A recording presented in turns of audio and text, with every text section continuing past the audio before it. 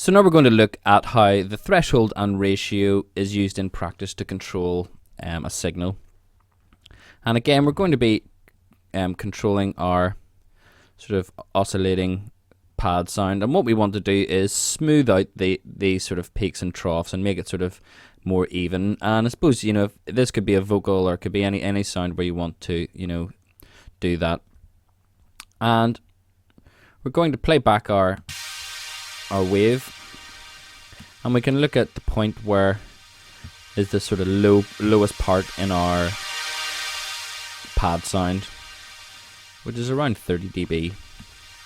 And what we're going to say is anything past this threshold we want to start compressing, and we'll use a ratio to set our amount, and we're going to go for quite a high ratio.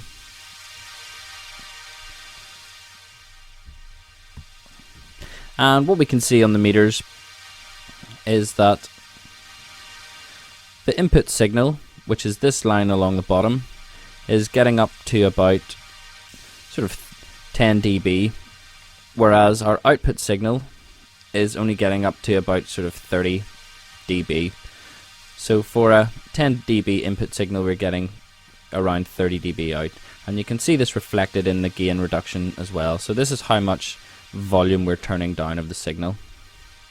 So obviously if you're turning something down, you need to sort of boost it back up, and this is where we can have our gain makeup. So we need to, you can put your output up, or you can use the makeup gain.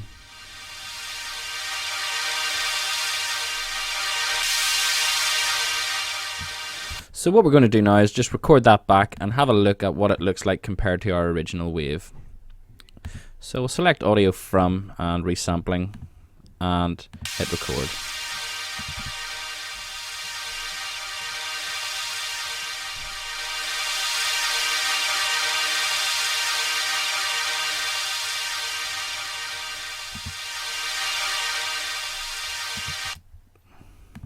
So we can see there now when we look at our wave compared to our first wave, the signal's completely smoothed out. So you can imagine how that would affect a vocal sound, where we're sort of raising the troughs and lowering the peaks. In the next tutorial, we're going to look at attack and release and how it affects the sound.